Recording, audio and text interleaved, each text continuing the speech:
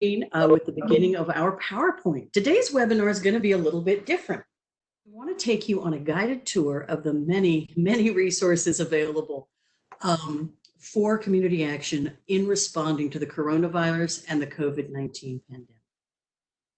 So I am Lindley Dupree. I'm a senior associate at the partnership. So glad to have you on with us today. Thank you for taking time. We know that this is both busier and crazier, and for those working remotely, oddly disconnected in some ways. These webinars are a way for us to stay in touch. So as we're moving in, let me do some technical support for the webinar. This webinar is being recorded, as I noted. It will be made available both by being posted on our website, but also through a link to all those attending, and we will have this as well. Please note, you are muted for this broadcast, but you should be able to hear us out of your computer speakers. If you lose audio at any time, you can click on the Communicate button in the upper left-hand corner, select Audio Connection, and then you can reboot your audio through either the computer or the phone. If you have audio issues, as I noted, you can call into the teleconference. The number is in the Communicate in the Audio Connection tab. It's also in your confirmation email that you receive. You can send any technical questions that you may have to us in the Q&A box, if you will. If you have any content-related questions, if you would try and use the chat box, it just helps us to keep those separate. And be sure to select all panelists when you send in questions. So this webinar, as I mentioned, is going to be a little different. We're going to do a mix of PowerPoint and live demoing of sites across the Community Action National Partners. If you will, Lauren, go ahead and move us to the next slide. Please join me at your desks, at your homes, on your kitchen counters, wherever it is that you are working during this challenging time. Join me in the Community Action Promise. Community action changes people's lives, embodies the spirit of hope, improves communities, and makes America a better place to live. We care about the entire community, and we are dedicated to helping people help themselves and each other. Those words have never been more important than right now for our network. We do care about the entire community. We are poised as America's first social service responders. Most of you are already on the front lines, serving folks through this crisis, through this pandemic, doing emergency services, continuing Head Start programs, doing remote contact for families. Amazing work is happening on the ground, and we want to recognize and celebrate that. Could you go ahead and move me to the next slide, please? Anybody else feeling a little bit overwhelmed by the sheer volume of information coming at us from everything from our government and funding partners to the CDC, to the news headlines? There is a tremendous amount of information out there. We're here today to help figure out how to parse through some of that and find at least some of the resources that we think and our national partners think are most helpful to you. Next slide, please. As you know, the three national TNTA partners, NASCASP, the National Association for State Community Services Programs, CAPLAW, the legal and financial resource arm for community action, and of course we here at the partnership are all working to answer questions and help move things forward, always, but especially in this challenging time. The National Community Action Foundation with David Bradley has done amazing work, and we just got off literally 5 minutes ago the Head Start webinar, which some of you may have jumped from that one to this one, as I did.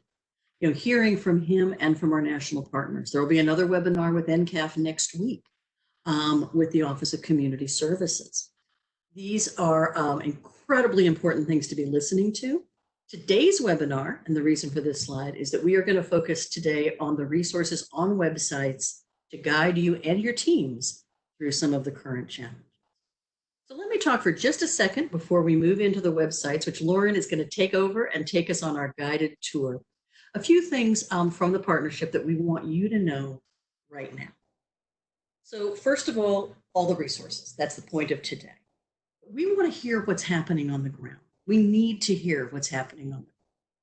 If you have something new and different, cool, a challenge, a problem, anything, send us an email at csbg@communityactionpartnership.com.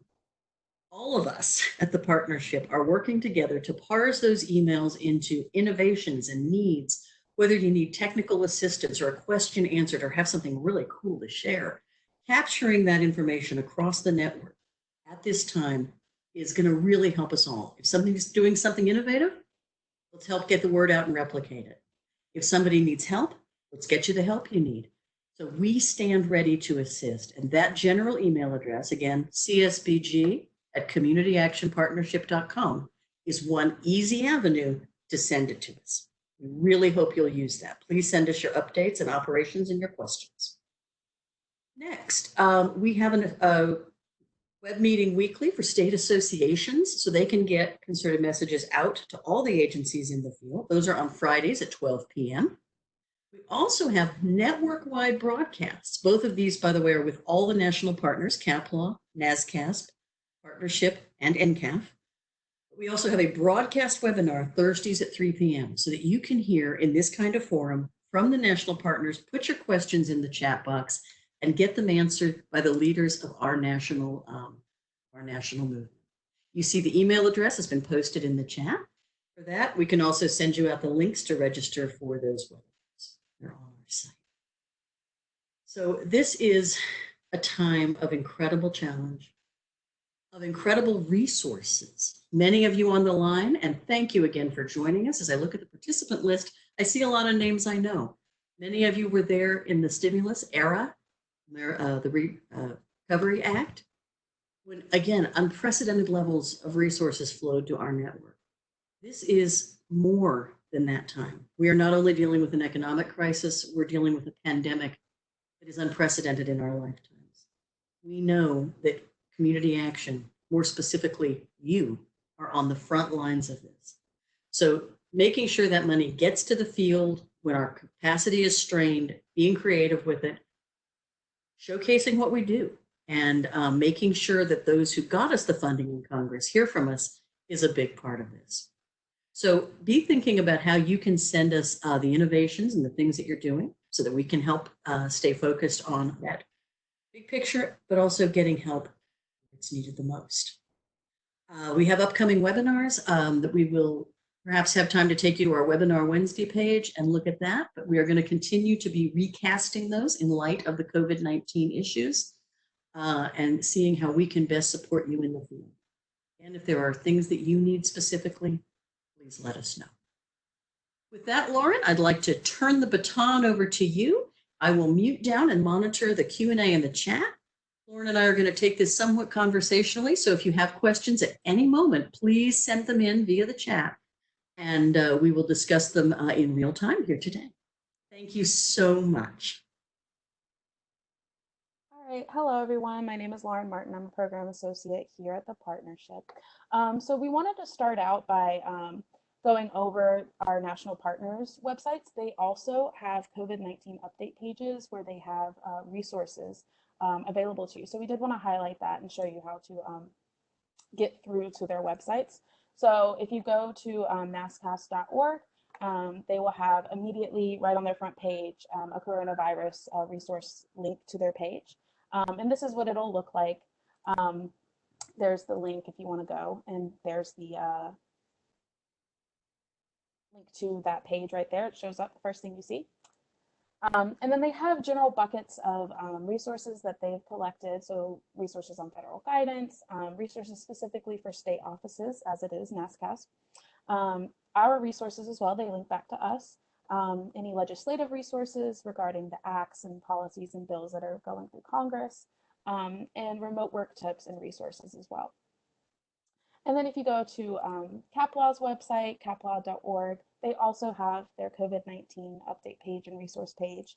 Of course, CAPLA is very much focused on legal and financial resources, so that's where you want to go if you have questions specifically for legal or financial issues. And these are their buckets of resource categories. So they also have federal guidance, guidance specifically for nonprofits and the concerns that nonprofits might have.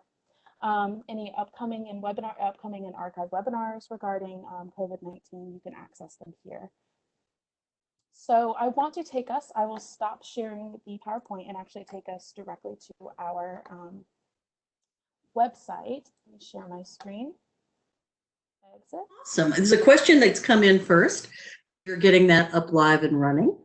I wish there was a discussion board where states and programs could share innovative ideas implemented in their programs locally and statewide.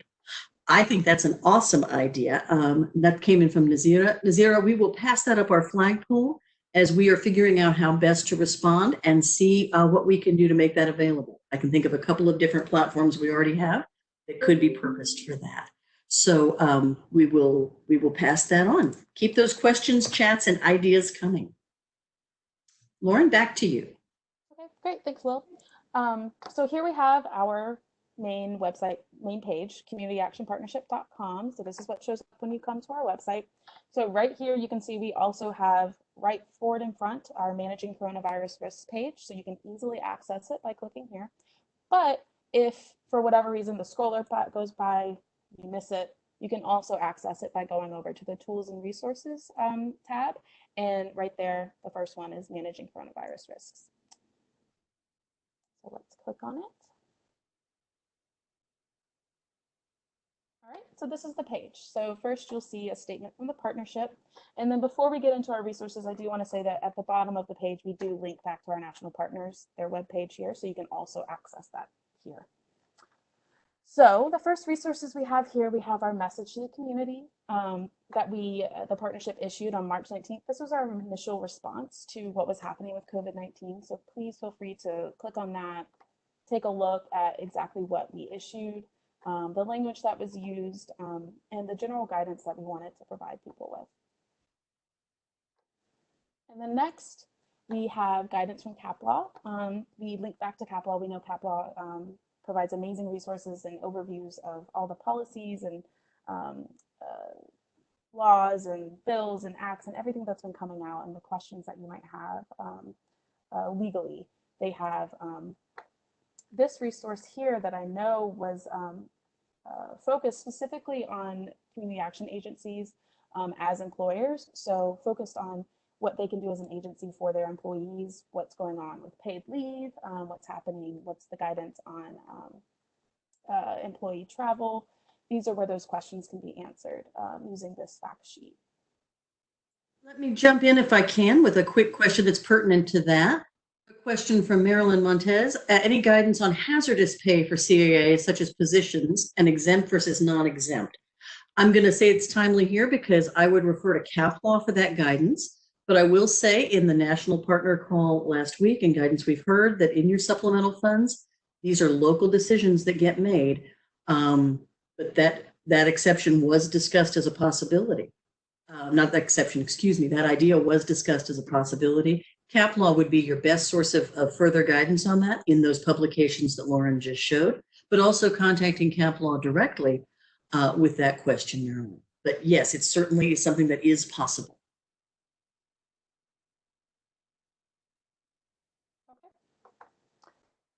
See, so next we have the CSBG. We linked to the Dear Colleague letter that went out from the Office of Community Services. So here you can see the exact language and the exact guidance that they were providing. So please feel free to look through this. This was issued on March 12th. So this was very, very early on in the COVID-19 response to what was going on. So that was almost a month ago. We go back to the page.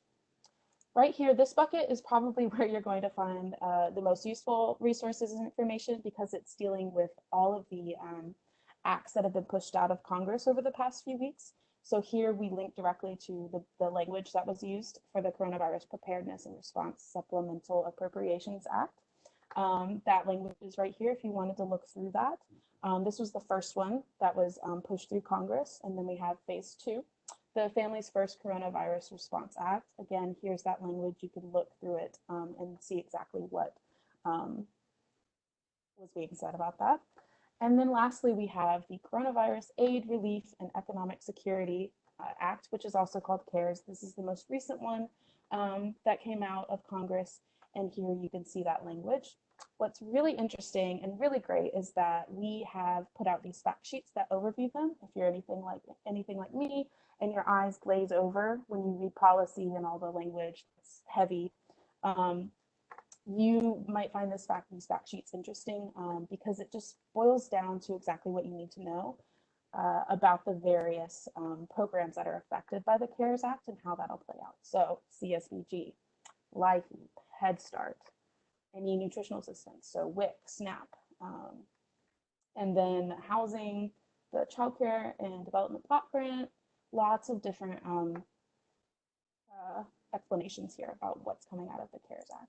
Lil, did you have anything you wanted to add about CARES Act and what's going on with that? I think the only thing that I would add is please stay tuned to both David Bradley at NCAF, of course, and the updates they send out, because there are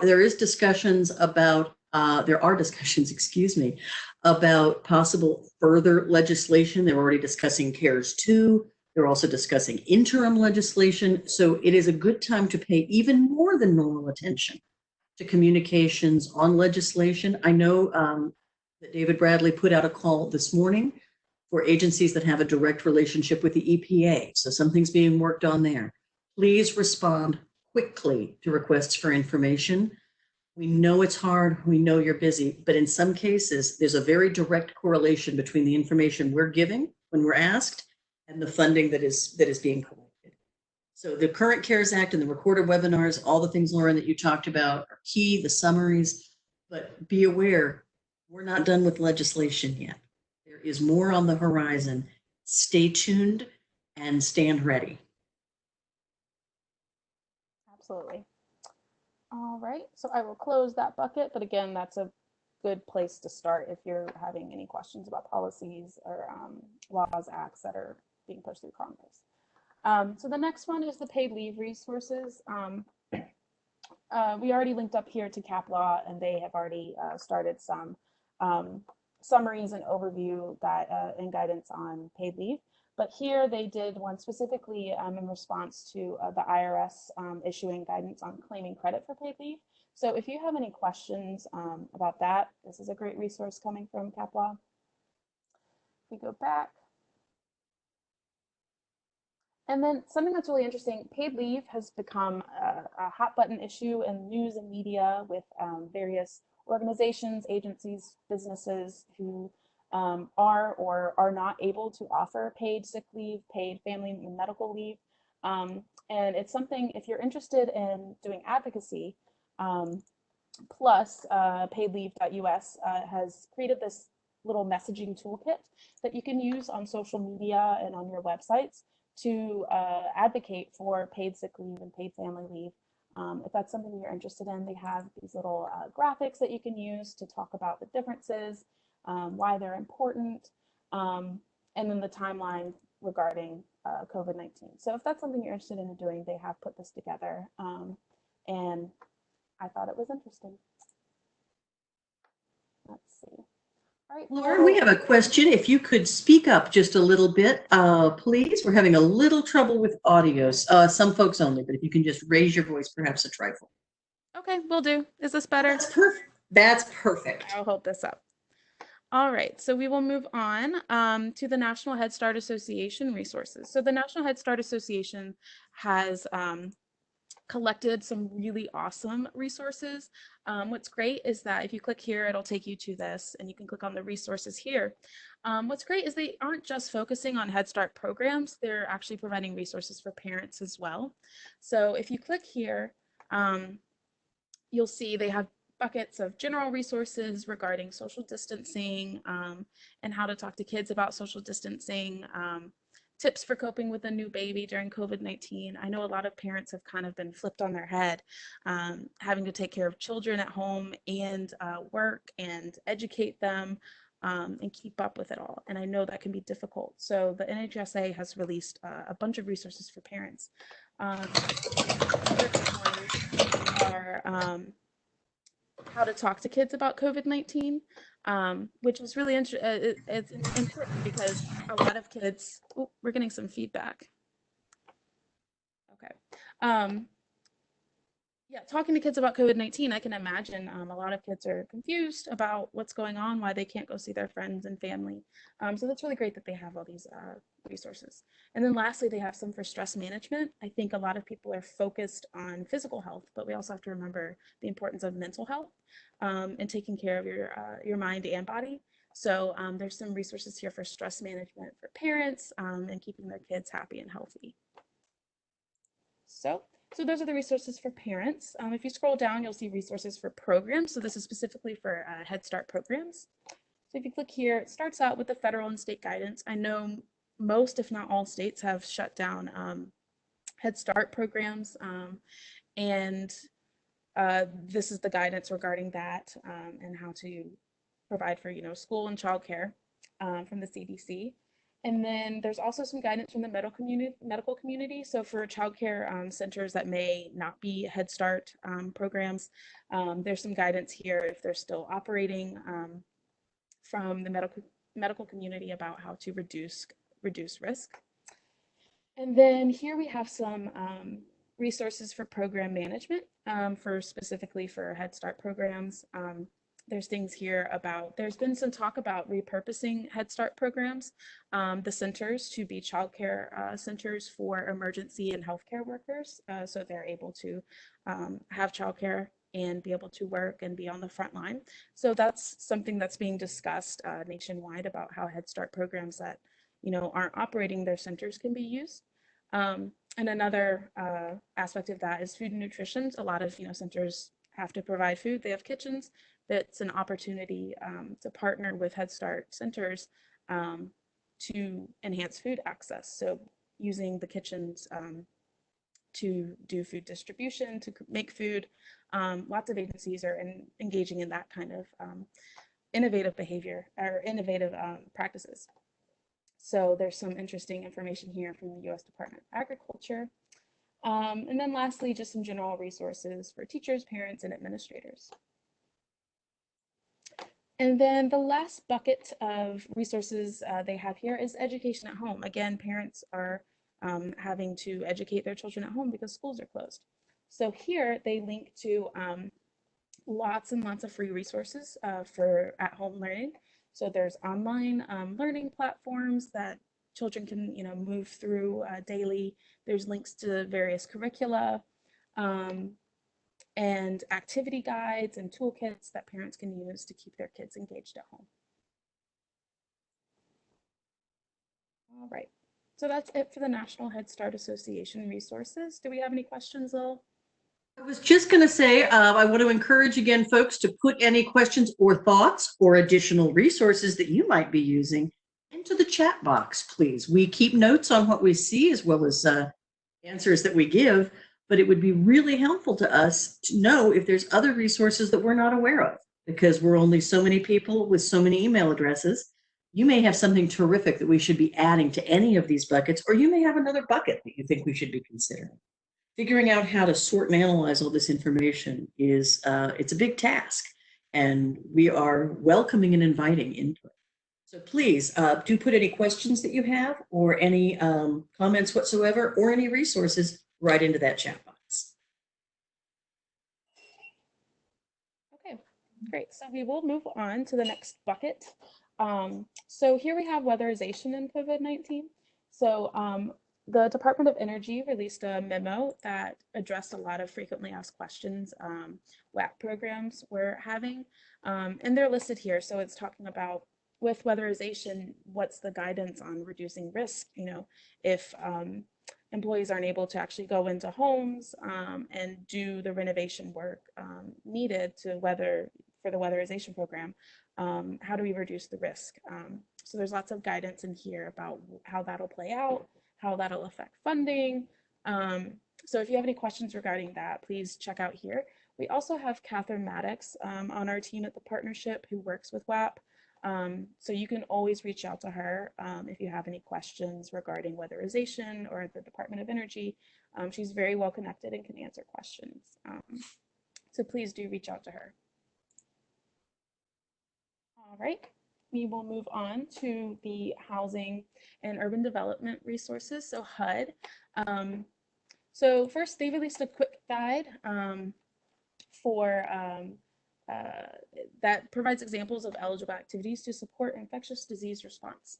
But this specifically regards CDBG funds. So instead of CSBG, Community Services, this is specifically Community Development Block Grant Services. So it goes over examples of activities that can be supportive of infectious disease response. So these are listed out here. So if you are involved at all with CDBG, this would be a great resource to take a look at. Another interesting thing on their website, they also, HUD also has their general guidance listed, but they have an interesting new webinar coming up on April 13th that you may find helpful. It's specifically regarding housing opportunities for persons with AIDS, HIV/AIDS.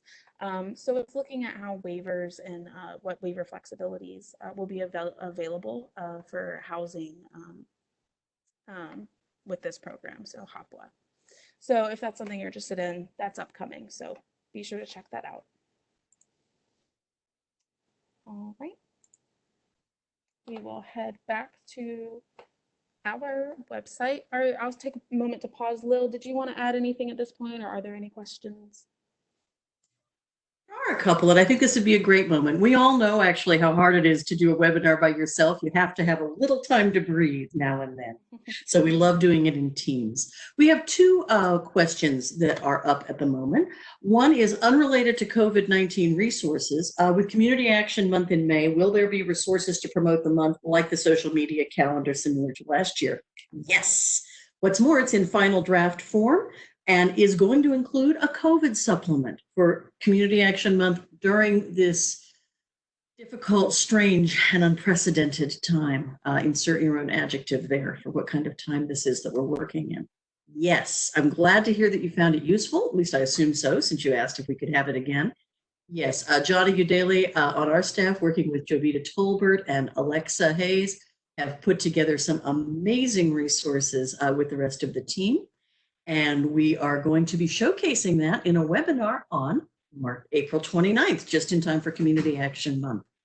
I also want to showcase that we're doing a webinar. These two are going to be posted on the website probably today, on the 22nd for trauma-informed approaches. So yes, all of our regular TA, webinar Wednesdays, work that we're doing under grants, this work is continuing, although it is being very deeply informed by and responsive to the needs of the coronavirus and COVID-19 have brought to our network.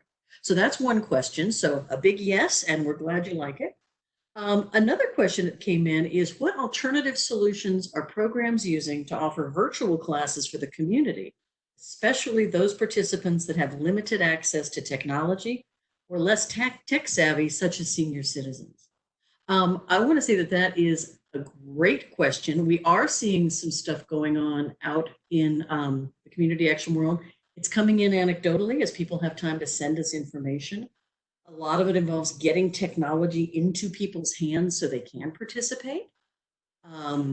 And we are still gathering information. So as we think about what kind of discussion forum to put together, continue to watch our e-news. We will be showcasing innovative models that we see and sending those out to the network. I have made a note here, though, about that question in particular, and we'll try to get back to you with some information.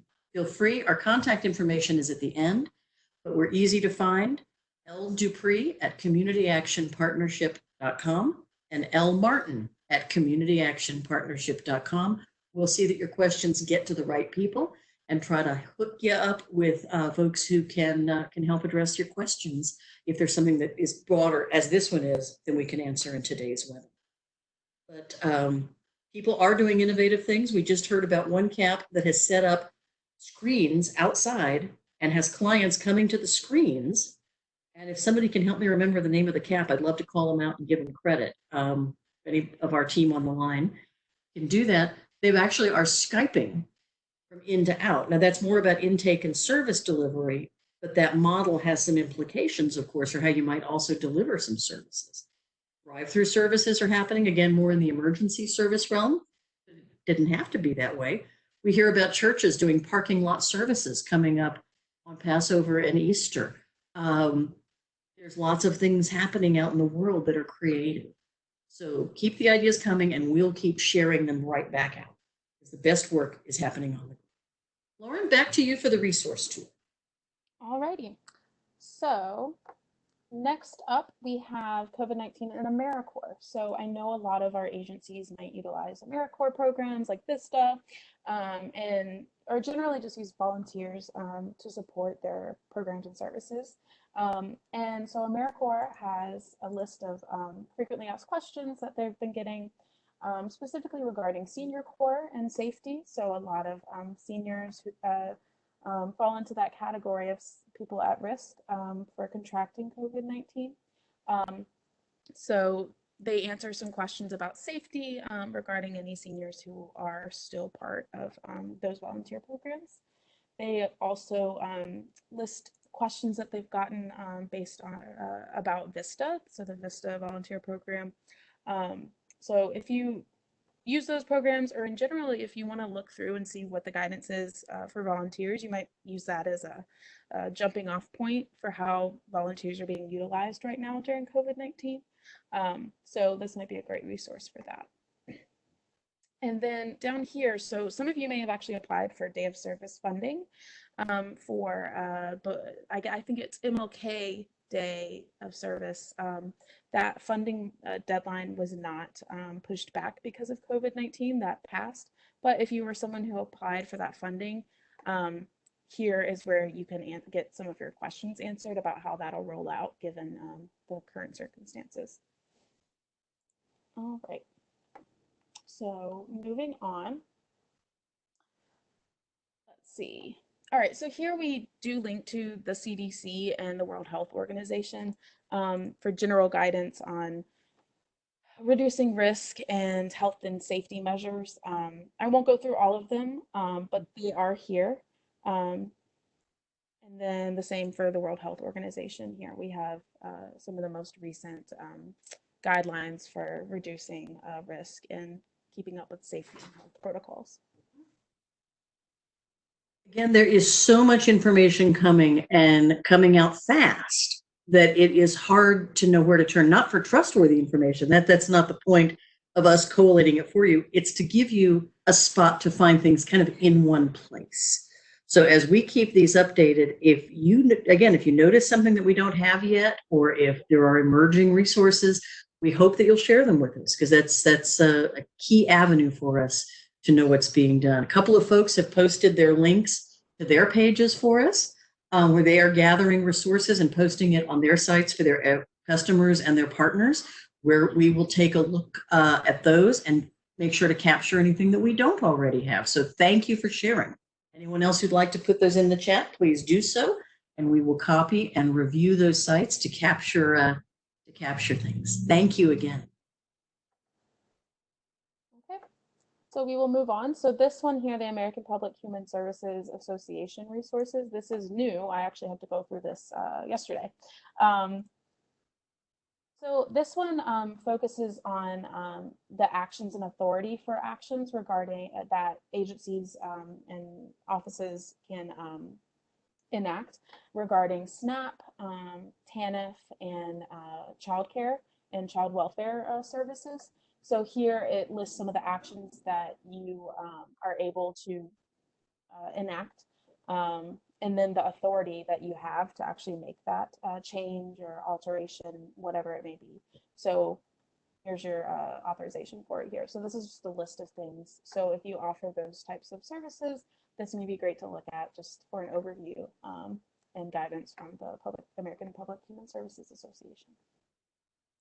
Let's go back. All right. Next, we have resources for nonprofits regarding COVID-19 response. So not all our agencies are nonprofits, but a lot of our community action agencies are, and nonprofits will be affected differently than any public agency. So here we actually, first, Community Action Partnership actually signed on with a bunch of other national charitable nonprofits. to a COVID-19 relief and economic stimulus package. And it was requesting $60 billion of support to help the most vulnerable. And it specifically, you can look through the language here, but talking about how nonprofits need to be supported during this time as, you know, one of the most prominent service providers in local communities. So here's this here. I will go back. And then the other one the other resource I wanted to point out is the National Council of Nonprofits. They have listed a bunch of guidance for nonprofits and how they can and should respond to COVID-19. So something I noticed would be interesting is they did an analysis of the CARES Act through a nonprofit perspective. So if you are a nonprofit, this might be very interesting for you to look through to understand what kinds of issues you may come up against regarding the CARES Act, and also how you can leverage some of what's being offered in the CARES Act to support your nonprofit. Another thing is they go through guidance about the loans that are available for nonprofits to keep them afloat during this time. So if those funding streams are being affected, there might be loans available to you. There are, and I want to jump in on that one and say that while we're posting these from the nonprofit sector, particularly when it comes to the CARES Act loans and things, CapLaw did an extremely informative and deep dive webinar yesterday that's already posted. It was on the links that were shared earlier from CapLaw.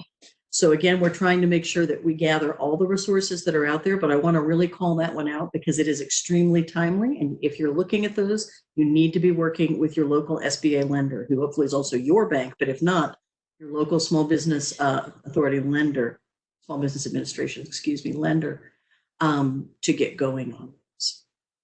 We do have one question that I want to go ahead and address while we're in the nonprofit sector, Lauren. And Reba, you raise an extremely timely question. Reba has typed in, has any CAA started to address the fact that more African Americans are affected by COVID-19 because of access to affordable health care and testing while working in jobs with the highest risk?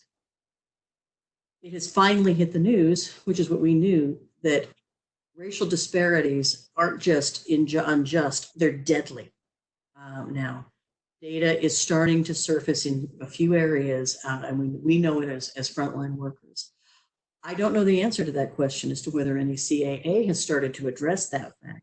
If you are, or if someone is aware of that, we ask you to get in touch with us sooner than later. Immediately would not be too soon, because the partnership, especially with our focus on racial equity, using that lens across all of our programming and thinking on how to get this to happen and get this to be addressed. And you're going to get those supplemental CSBG funds from the CARES Act. This is certainly an arena where you want to take that into consideration. CSBG, again, are those ultimately flexible dollars to respond on the ground. We would very much like to be involved in that conversation with you. It is on our radar, and we are trying to figure out how best to work with the network to keep that sharp focus on the inequities in our society that have gone, as I said, to deadly. So thank you for the question. I appreciate it. I wish I had more of a direct answer for you of something that we're aware of, but let's talk together. Let's figure out what that is and work together to implement it. Lauren, back to you. Okay. So again, this is the Nonprofit Council, the National Council of Nonprofits website and the resources here. So the last thing I wanted to point out is that they actually have collected a list of community foundations that are offering emergency support to local nonprofits, and they list it by state. So definitely check this out. So a lot of them have an emergency relief fund, a COVID-19 response fund. There's lots of different funds that are being set up locally that you might be able to apply for emergency funding. And these are, again, listed by state. So check here to see if your state has any offerings. So that's really great that they have that listed there. All right, we'll head back to our website.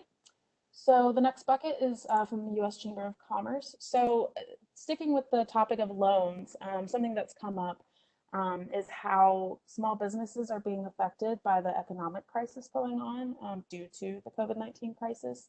So a lot of small businesses are struggling to stay open. And so the U.S. Chamber of Commerce has released this guide, a quick guide on emergency loans for small businesses. And it just goes over generally, whether a small business is eligible, what lenders are looking for, how much you can borrow, and if the loan can be forgiven and to what extent. And then they give you the next steps for figuring out if this is something that is correct, like a good idea for you. So please share this with your local small businesses who might be affected by the COVID-19 crisis. All right, so the next bucket is the USDA Food Nutrition Program Guidance.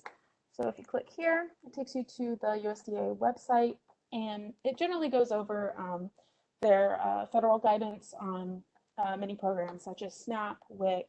So definitely check these out. Any child nutrition programs. I know a lot of, since schools are closed down, lots of children aren't able to get access to food, but some schools are able to keep up the nutrition programs by distributing food either through a local pickup area or by delivering to the homes. So definitely check out the guidance that's going on here.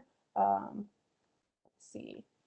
And then lastly, there's they have some guidance on how to partner to ensure access to food in your local community. So again, a lot of community action agencies, they may not be able to provide all their programs and services, but they are able to provide food access. So they're still keeping their food distribution centers open, their Meals on Wheels programs.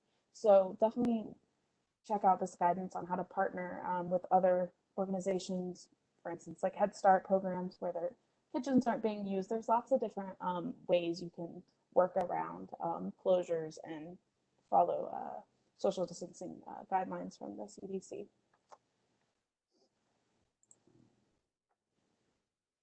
All right, and then our last bucket here is remote work resources. So many agencies, we are all, oh, Lil, did you? No, it's okay. Folks, Lauren and I did not put together a poll, but I would like to ask your indulgence. We have over 250 folks on the line. In the chat window, please not the Q&A window. I can't copy all of them down. If you are working remotely, please type yes in the chat window for us. Just go ahead and do that as Lauren is going over some of these remote work resources, because these have become critically important. We know at the partnership, some of us, I was a remote staffer beforehand, I'm in the Appalachian region, but many of our staff, such as Lauren, who normally work in our DC office, we're now fully remote because of the stay-at-home orders, that we are, of course, respecting and honoring. So we're interested to see how folks in the field are doing this. And I realize this is a non-scientific survey, but if you would, again, please type yes in the chat window if you personally are working remotely. We may ask a different question in regard to is your agency on remote work shortly, but for now, the question is about you and these resources that will be pertinent to that. Go ahead, Lauren. I just wanted to get a beat on it. Oh, no, that's great. It's good I'm seeing lots of yeses pop up. Even somebody talking about flex time. So that's great. So yes, so we have collected a bunch of news articles, just lists, BuzzFeed style, where it's just like, these are resources that are available to you.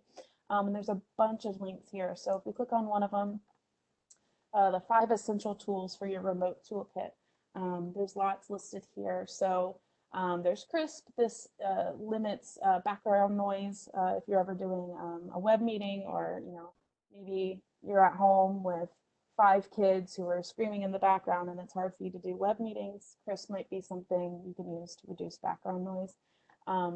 Toggle is a great resource. I've used this before myself, where you can track your time. So if you're on multiple grants, if you're on multiple programs, you can track exactly how you're working on your computer.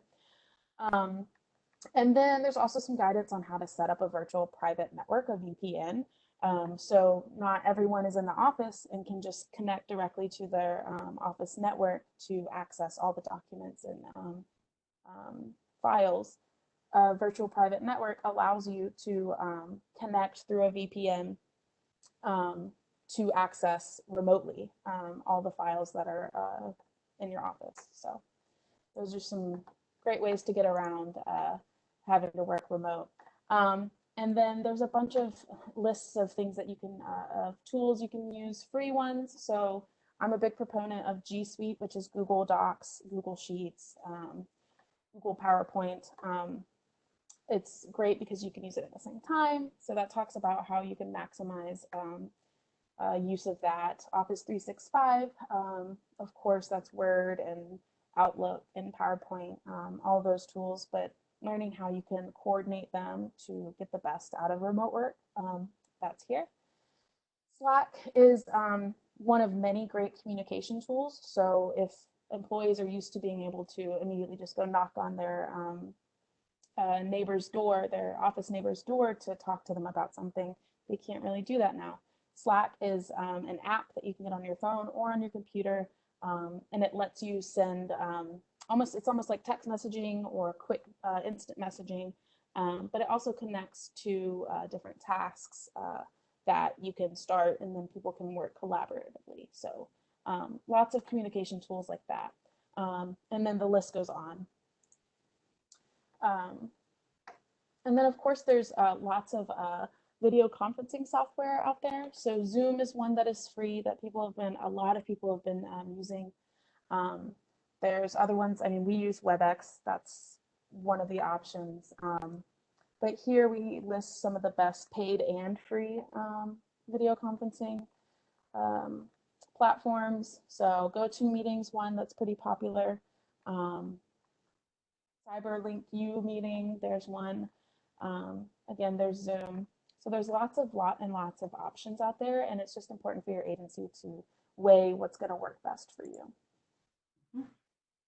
And I want to add, Lauren, both for remote work, but also for engaging participants, going back to that earlier question. We have Head Start folks who are using Skype and Zoom and FaceTime and Facebook Messenger videos, calls to work. We want to really be able to see how we can communicate creatively in this time. We had a question come in about when we provide the demos, will it be that we can click on all the resources that we have listed? In this particular instance, the PowerPoint is going to be shared, but the links that you're seeing are all live. Lauren is doing this demo in real time on the websites. So the PowerPoint does in fact have the links to the 3 national partners. And then clicking on our buckets will take you to all these resources in real time. In fact, we invite you to feel free to try it during this webinar. Go ahead and open up your browser window again and click and put it in. I'd like to ask one more question as people, try that out and think about it. I'm looking in the chat to be sure that we have gotten information. I want to highlight a chat that just came in from Jim Masters. Thank you, Jim. Please remind everyone that when you have contacts with clients or staff or your families or your churches, I'm going to just broaden that out, remind them that the census is still happening. And my apologies, Lindsay Marshall, have my head, and Lauren's, that we didn't mention it earlier, but the census is more critical than ever. And we are in fact offering that you can, we'll pay for resources that you can print out of the Census Project. If you're giving out food baskets or giving out stuff to families, we have resources that we can share with you and send you what you need to keep getting the word out. So that's one. Again, you will have the PowerPoint, although these are the live demos. One thing that we have noticed, and we have heard anecdotally from folks, so I'm going to ask you again, and it's okay to use the Q&A if you can't find the chat button, is we're told that sometimes those of us working remotely for CAAs in the field have this odd combination of too much to do, but some of their normal tasks perhaps are on hold, and that there's maybe a little window here for some training and technical assistance for agencies in the field during these strange times as we're figuring out how to ramp up. If that is the case for you or anyone on your teams, please enter in your chat or Q&A. Again, go yes, but this time say what that might be. Is it Roma? Barbara Mooney's on the line with us today as well. Is it Roma training in some way, shape, or form? Is it technical program training? Is it family-centered coaching? What is it? We don't know that we can address them all, but we'd like to know what's in your minds if there's time for some training and technical assistance during this time that can be done remotely. So the question is there TNTA that you could use now?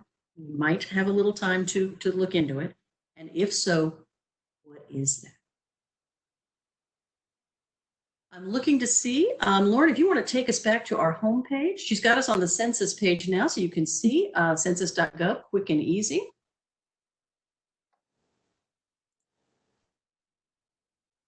So here's our homepage. Yeah, I'm hearing Roma to keep certification. I'll try to adjust my mic for treble. Thank you. Good comment. So looking at our regular ethical use of technology. There's a good question, Patricia.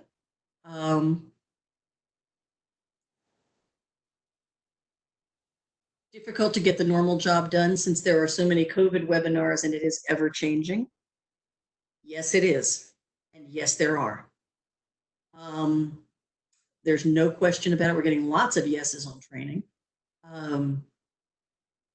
Process of community needs assessment. We're on hold. Suggestions for moving forward. We have some toolkits for that.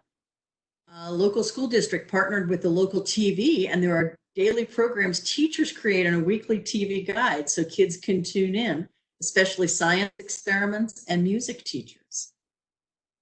Excellent. Employment and skills and training classroom instruction. These are extremely helpful suggestions, folks.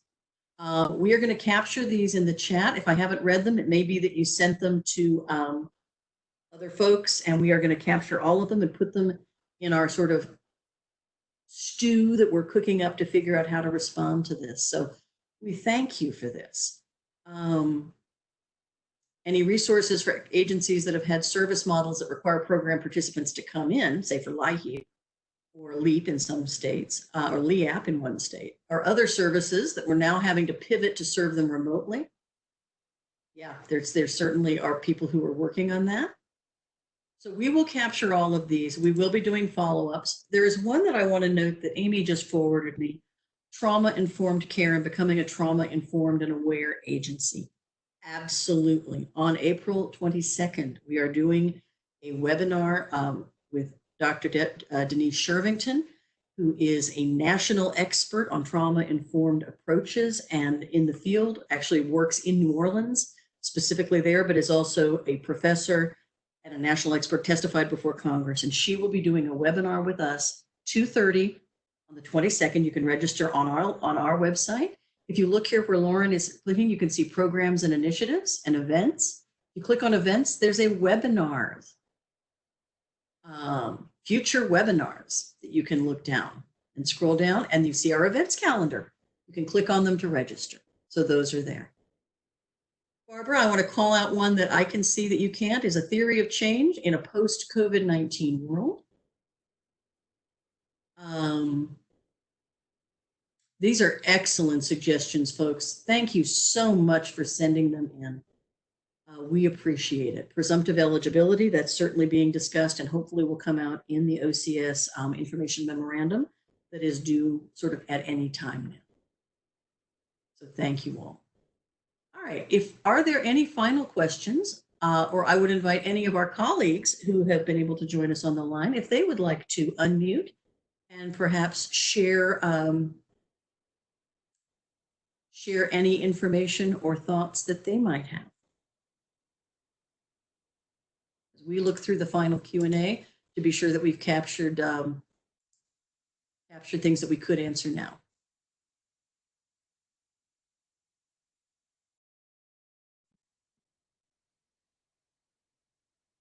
All right. In that case, I am going to thank you all very much. Lauren, would you take us back to the PowerPoint, please? Yes.